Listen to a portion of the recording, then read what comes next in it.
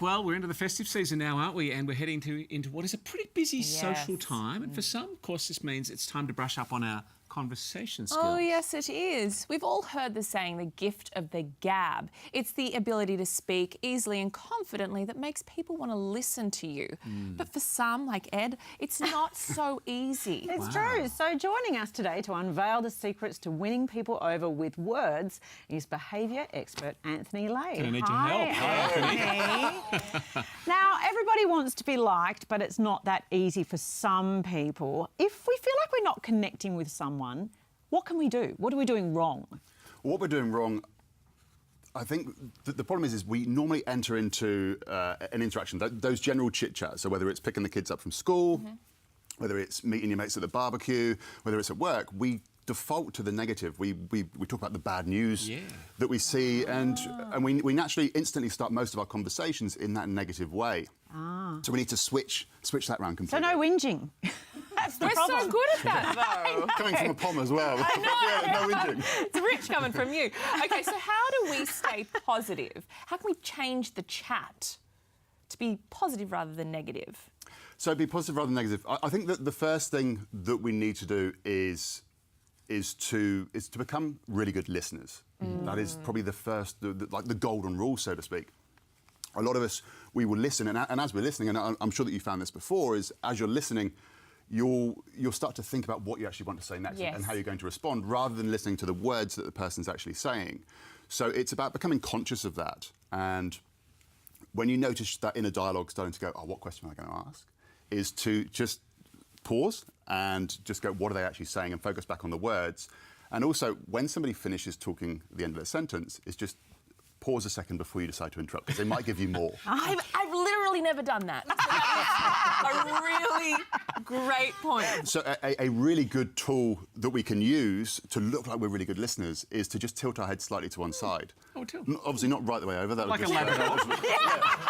Just a slight tilt to one side. It actually makes you look like you are listening more, and so people will be encouraged to talk more. OK, so we're good listeners and we're positive, OK? And we're tilting. But in a social setting, say we're at a dinner party, which is going to be happening a lot at the moment, and suddenly the ball's in our court and we might be a little bit introverted. How do we tell stories that are engaging? How do we keep people interested in us? So I think one of the key things is to add dopamine into any interaction. Where do we get it? Okay, I'll give you. I'll tell you what we'll do. We'll try a quick experiment. Can I try it on you, Ed? Oh, Yes, Okay. So, if I was to ask you to think of a number between 1 and 10 now. Yep. Okay. Chances are you and probably about 80% of the people watching will probably go for the number 7. Okay. Psychologically, that's curses. Okay. So we're going to take this a stage further. Okay. Think of a 2-digit number for me. But don't say it, but think of a 2-digit number for me. Yep. You haven't gone for 23, have you? No. No. Okay, good. What I'm going to do... You went for 23. How did you know that? Okay. What is happening? I don't know. I'm very confused right just now. tilt your head. That's all you got to do. Tilt your head. So that 2-digit number that you have in your head, obviously totally random. Yes. Write it down there for me. Once you're done, close the pad up and then put the lid back on the pen for me. Make sure that I don't see it. And if any of you see it as well, then don't Tell say you. anything. Okay. Okay. Now, hold that in your hands. All right. Now, it's very important that we haven't set anything up beforehand. Correct. Okay. I'm going to ask you to say a number, but not the number that you've written down in there. Okay. Okay. Now? The number that you say will give me the information that I need to know in order to work out that number. Is that right? Okay. Okay. You ready for it? You look sceptical already. Yeah. So not the number that you've written down there, but a completely different one. Okay. Say it for me now. 45. 45. Okay, so you've given me an even and an odd. You've also gone sort of about middle of the road there, 45 around at the sort of 50 mark. I think that you, because you're slightly sceptical, you would stick on the same sort of side. So don't give me, you're smiling a lot now, you're giving quite a lot away. The number that you would have written down is... Tilt my head. 45. So you got an even and an odd. I think that you would have kept a pattern, but you would have flipped it around the other way.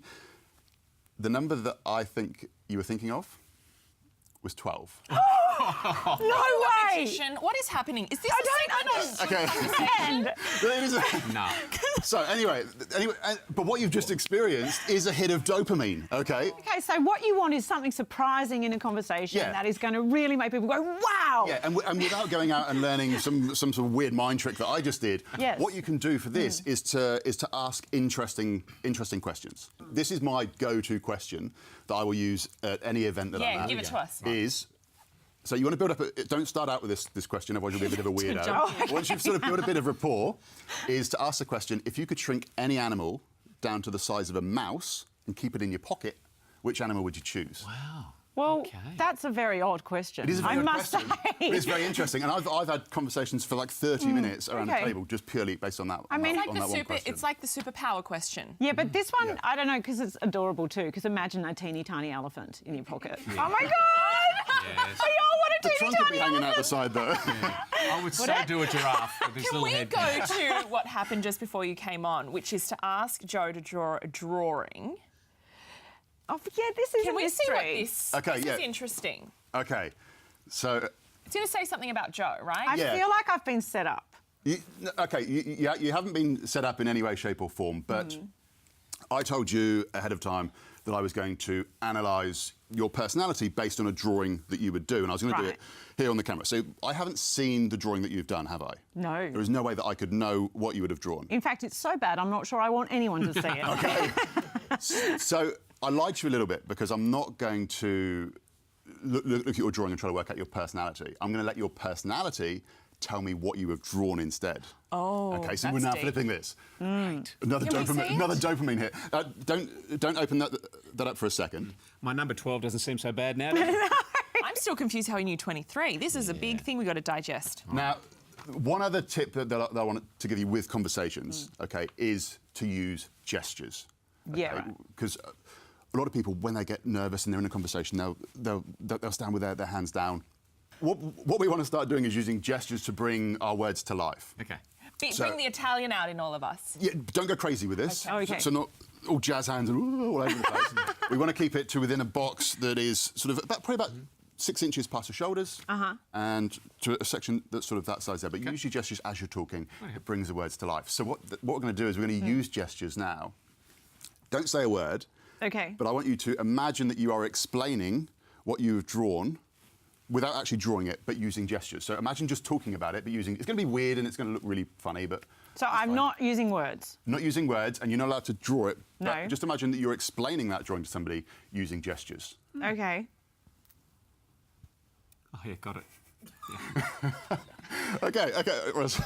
Okay, you can stop now. I can't. This is just weird. Okay. It's so weird. But it has given me a bit of information. Yeah. Out of interest, have you seen what's drawn down No. there? Okay. I'm not going to let you see what I've drawn for a second. All right, then. I mean, it's going to make the Christmas party fun, isn't it? I know. What animal are you going to shrink? Well, also, everybody be happy if I'm not talking, so it's a good... Yeah. It's a good... And we just got your pin number too. So we're 23, 23. All right, Anthony, let's see what we got here. Okay, so I've drawn something down. I'm going to place it down there for a moment. Yes. Now, can I just get you to just open up the pad so that we can actually see what it is? Go on. Do you want to see it? Yeah. Everybody wants to see? Yeah. Ooh, okay. Pretty little flower. Okay. That's actually, you said it was a bad drawing. That's actually a good drawing. This is all I can draw. Great. In the whole wide world. Or you could draw, but it looks... Hey! No. Wow. I mean, I really feel like you need to come back another day so we can talk about you being a mentalist. Important tips, everybody. Takeaways. And Anthony, thank you so much. First no was problem. listening. Yeah, listening. A little tilt. Ask questions of people. Gestures. Gestures. Be in the box. Think bigger than the box, And but get stay in the box. dopamine going. Absolutely. Add a bit of mayo to your stories too. Thanks so much, mate. That was fascinating. Thank you. stuff.